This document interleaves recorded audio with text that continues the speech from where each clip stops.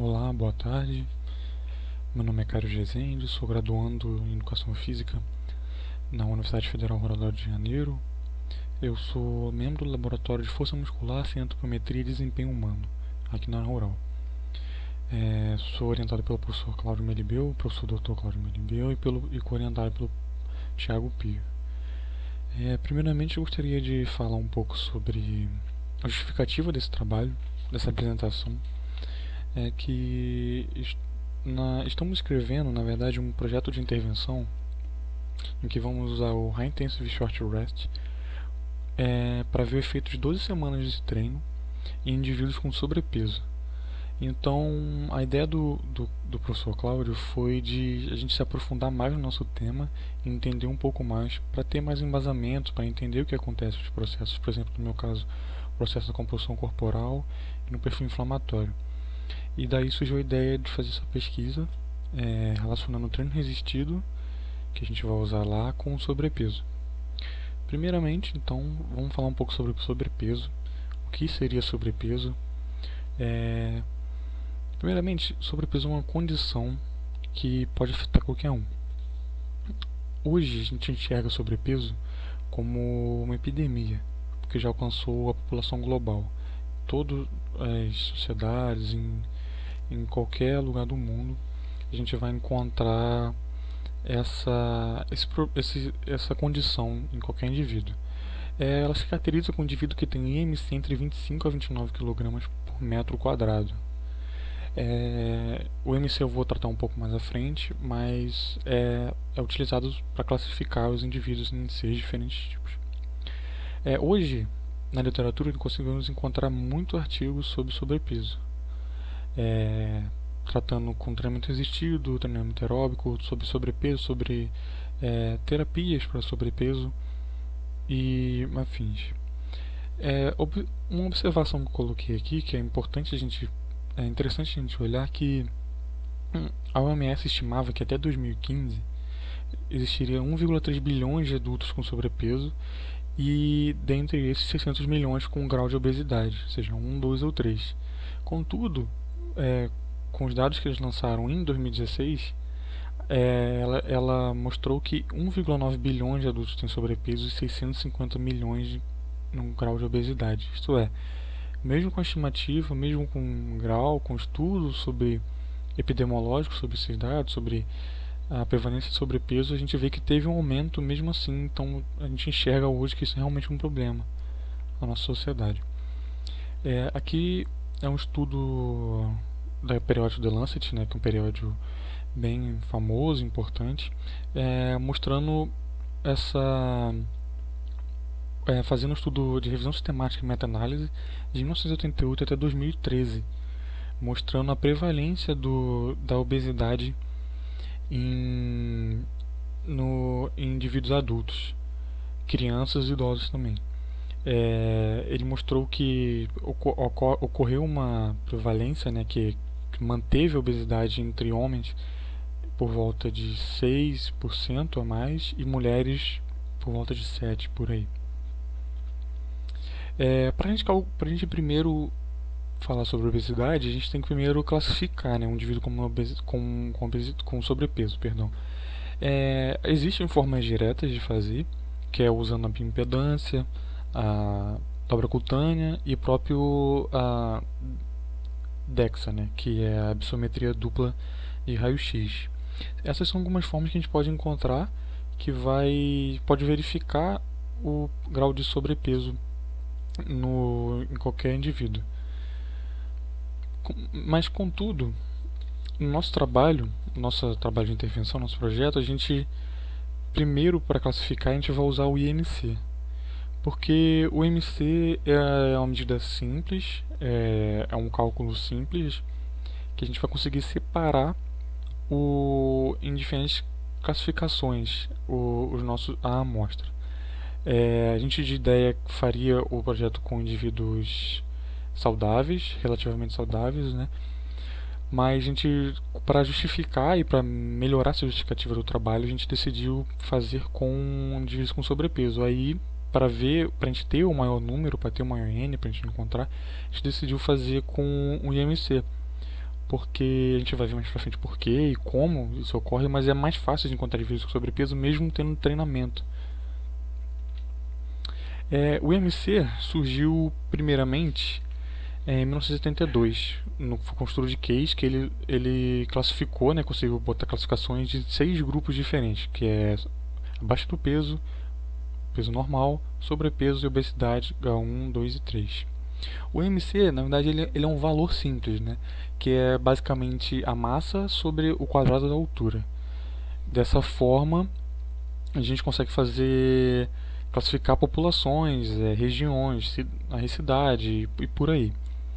Ela é usada desde a década de 80, mais ou menos ali 78 por aí, pela OMS, para classificar e registrar a estatística de sobrepeso e obesidade no nosso mundo.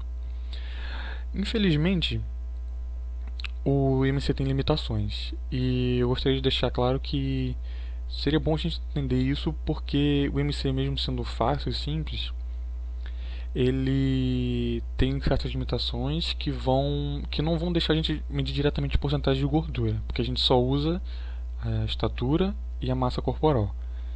Assim, o IMC, alguns fatores podem influenciar o IMC, por exemplo, é o sexo. A gente sabe que mulheres com IMC equivalente têm a homens têm porcentagem de gordura maior. A etnia, por exemplo, se for comparar, por exemplo, indivíduos negros, a gente sabe que tem a massa magra maior do que indivíduos brancos, por exemplo. Massa magra se diz respeito a água, massa muscular, osso. A idade é outro fator que, por exemplo, idosos com IMC equivalente a jovens e adultos apresentam maior massa gorda. E a massa muscular, que é um dos fatores principais que a gente pode encontrar aqui. Por exemplo, aqui tem a foto do Arnold, né, que o MC dele daria uma pessoa com obesidade, só que a gente vê que ele tem um grau de definição, um grau muscular, um maior nível de corporal. E mesmo assim, o MC daria sobrepeso. Então, mesmo ele tendo essas limitações que a gente não pode ver diretamente gordura ou massa, ela é útil sim para usar para a gente classificar, por exemplo, os indivíduos com sobrepeso, que é o que a gente vai fazer no nosso estudo. Algumas causas do sobrepeso. O sobrepeso, gostaria de falar que além de ser algo clínico que a gente pode levar, também é um fator muito social. Isso é uma coisa para a gente se pensar. Porque, por exemplo, o desequilíbrio energético e nutricional se diz respeito, por exemplo, à ingesta de energia e o consumo. O que eu quero dizer com isso? Quando a gente tem um desequilíbrio nutricional, a gente está consumindo mais energia em forma de caloria, consumindo mais alimento, e a gente não está gastando ele.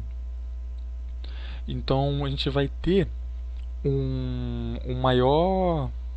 gente vai ter um superávit, falando mais tecnicamente, calórico. Que a gente vai ter mais caloria sobrando para o que a gente deveria gastar. O desequilíbrio energético, a gente pode falar sobre a saturação de metabolismo e a diminuição da taxa metabólica basal, que seria a quantidade de caloria que a gente precisa em repouso. Se a gente tem uma diminuição da taxa metabólica basal, se a gente precisa, por exemplo, de 2.000 calorias e a gente está consumindo 2.500, a gente está fazendo esse superávit calórico. Outro fator, outra causa, é o ambiente.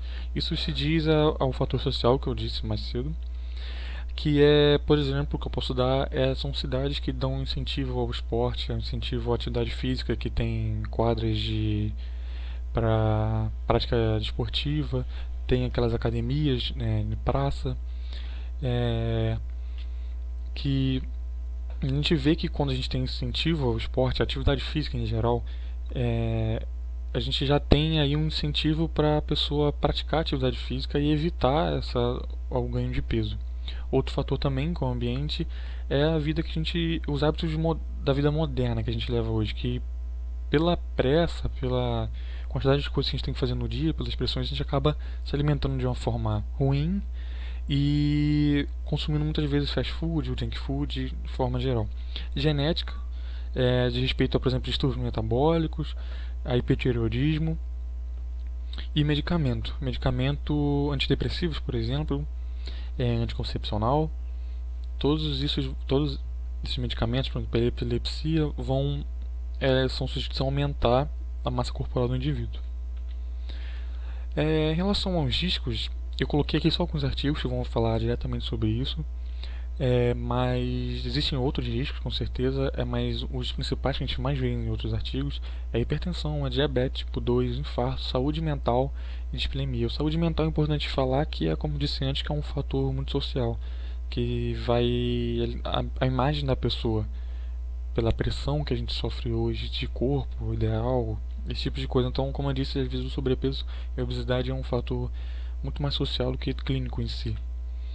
E aqui a gente tem as recomendações do Colégio Americano e do Instituto do Coração, Pulmão e Sangue. É uma dieta equilibrada e saudável, atividade física em geral, o comportamento que diz respeito aos seus hábitos e estilo de vida. Em últimos casos, fármacos, medicamentos para diminuição de peso e até cirurgia. Fazendo uma ligação desse ponto de atividade física com o treinamento, um posicionamento que saiu da Colégio Americano em 2019 afirma que 150 minutos a 250 minutos por semana de atividade física seria o equivalente a 1.200 a 2.000 calorias gastas pela semana, que seria o suficiente, né, seria o básico para a gente evitar ganhos de peso. Tem até um vídeo no canal da Rural, que é até feito pelo nosso próprio orientador, o Cláudio Melibeu, que ele fala sobre isso e dá até umas sugestões de treinamento em casa, já que a gente está vivendo nessa pandemia agora. E mostra que alguns exercícios simples, feitos separados por minutos, a gente consegue ter até um melhor gasto energético. Aí a partir daqui eu gostaria de salientar que eu vou falar agora justamente sobre treinamento resistido e que muitos desses artigos aqui que foram feitos na leitura e estão colocados aqui na apresentação foram artigos que não utilizaram a dieta como juntamente com o treino resistido. Era somente o treino resistido e o método de treino. É o seguinte, o treinamento físico é eficaz para a manutenção do peso, que está associado com a diminuição de fatores de doenças crônicas, aumento de massa muscular e diminuição da massa gorda. Isso se deve aqui, por exemplo, a esse gráfico, que a gente pode ver que o treino resistido vai aumentar a massa muscular. Isso aqui a gente vai ver mais pra frente que vão ter diversos fatores que vão dividir isso aqui. Vai aumentar o RMR, que está em inglês, mas seria mais ou menos o gasto energético que a gente vai ter em repouso, dormindo, que vai aumentar o gasto energético total, que vai diminuir a porcentagem de gordura. O treino resistido também vai aumentar a oxidação de gordura, que no final, diminuição de porcentagem de gordura total. Algo também que é interessante a gente pensar, que isso realmente é uma observação, é que se você for ver os artigos que vão tratar somente de treino resistido sem acompanhamento da dieta equilibrada e tal, uma intervenção só de treinamento resistido, a gente vai encontrar que é difícil e quase não tem a diminuição de peso. Como está aqui, é uma manutenção de peso. Então, logicamente, não vai diminuir o IMC. Então, isso é importante pensar nisso, que a gente não tem uma manutenção de peso, a gente tem uma manutenção de peso, mas não tem uma diminuição. Entretanto, a gente sempre vê uma diminuição de risco de doenças crônicas e com certeza a diminuição da massa gorda, da porcentagem de gordura. O treinamento resistido em relação aos perfis inflamatórios é algo interessante que está sendo bastante estudado hoje e que é algo para a gente se pensar, é algo interessante de estudar e de falar.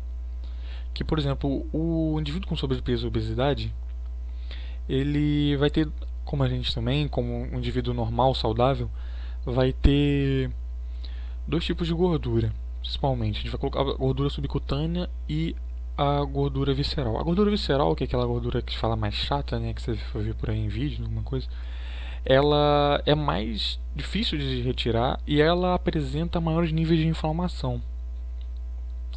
A gordura visceral ela tem isso porque ela tem uma disfunção mitocondrial e por isso a gente não consegue ter aquela metabolização da própria gordura em si. O treino resistido, aqui nesse artigo, ele mostrou que 80% de um RM a gente vai ter uma diminuição significante no nível de PCR no sangue. O que seria PCR? É proteína C reativa. Ela é um marcador, a gente pode falar marcador biológico que vai encontrar quando tem inflamação no metabolismo. Assim que tem algum tipo de inflamação, seja ela por ter uma inflamada ou pelo próprio nível de obesidade, a gente vai encontrar um nível de PCR bem alto no sangue. Assim também vai melhorar os perfis de adiponectina e leptina. Aqui a gente tem esse estudo aqui, que fez essa suposto gráfico aqui. Ele foi uma revisão sistemática, e meta-análise, tratando de estudos que fizeram sobre perfis metabólicos e inflamação com um treino resistido. E encontraram isso aqui que supostamente aconteceria isso. Um treino resistido aumentaria os níveis de massa muscular, que diminuiria a disfunção mitocondrial, que já iria combater a gordura visceral com diminuição. Além disso, ia aumentar a depuração de glicose, que seria a eliminação de glicose pelos rins, diminuindo as disfunções metabólicas e a inflamação, que aqui, como a gente vê, também tem uma diminuição no PCR. A adiponectina, que seria uma melhora, ela seria responsável primeiramente pelo metabolismo energético. Ela atua aumentando a gliconeogênese, que seria o processo de produção de glicose, e aumentando a captação de glicose pelas células. E também atuaria no metabolismo de lipídio, na catálise de gorduras, providenciando a beta-oxidação. A leptina, perdão, como eu não falei, seria o hormônio secretado pelos adipócitos, que ela vai ter uma ligação direta no núcleo caudado, no hipotálamo, e ela tem a função, né, de diminuir de mostrar saciedade, maior sensação de saciedade. A obesidade, por ter isso em grande quantidade, a gente encontra uma resistência à leptina, que a leptina alta causaria essa resistência, ocorrendo uma dificuldade para detectar a saciedade, então comeria mais e mais. Esse aqui é um artigo interessante sobre a função endotelial que seria melhorada, e que o treinamento resistido em mulheres, esse estudo seriam feitos em 30 mulheres, 15 com treinamento resistido e 15 na situação de controle. Elas teriam idade de aproximadamente entre 24 e 44 anos, e esse estudo foi feito durante um ano. As mulheres não poderiam fazer nos últimos 6 meses treinamento resistido. Esse artigo em si tem diversos critérios de inclusão e exclusão. Por exemplo, não podia ter disfunções no ciclo menstrual, não podia ser fumante. Então, o estudo foi feito da seguinte maneira: eram 2 treinos por semana, aquecimento de 5 minutos, tinham 2 exercícios de core para um abdominal e para lombar, e séries de 3 séries de 8 a 10 repetições de treinamento resistido. Nesse estudo, encontrou o treinamento resistido como uma forma não farmacológica de melhora de função endotelial em mulheres com sobrepeso, além, claro, de melhorar a massa gorda e diminuição de gordura corporal dessas mulheres. Outro ponto interessante do treinamento resistido é ainda nas crianças. Além de ser capaz de mudar a composição corporal, até nesse estudo que foi feito com 48 crianças, de 26 meninas e 22 meninos, foi um estudo feito em 8 semanas e já mostrou uma redução até significativa, né, de 7% no percentual de gordura. As crianças realizaram esses exercícios, são exercícios clássicos até da musculação, se a gente for ver. Era exercício 3 vezes na semana, né, por 8 semanas. E para verificar a composição corporal foi usado o DEXA, que eu falei mais no começo da apresentação. Nesse artigo, além de ter essa diminuição na porcentagem de gordura, teve aumento na força e na potência. A potência foi vista com o salto vertical e na força com os testes do RM, de agachamento, supino, leg press, entre outros. Aqui, se a gente for ver, analisar, o peso deles na semana 0 e na semana 8 basicamente até aumentou, se você for perceber. E o índice de massa corporal, que em inglês seria BMI, ele basicamente se manteve. O que leva a gente a pensar que realmente o treinamento resistido, quando ele não está vinculado à alimentação equilibrada, você não vai encontrar uma queda no peso corporal, perdão. Você vai encontrar sim uma diminuição na porcentagem de gordura e um menor nível de massa gorda. Aqui um estudo com irisina, que irisina, primeiro explicar, né? Na verdade é uma miocina, uma molécula secretada pelo músculo durante atividade física. Ela tem um precursor, o FND5, DC5, que é uma proteína transmembrana que fica no músculo esquelético. Enquanto na atividade física, você vai ter uma maior liberação de irisina, que ela vai ser responsável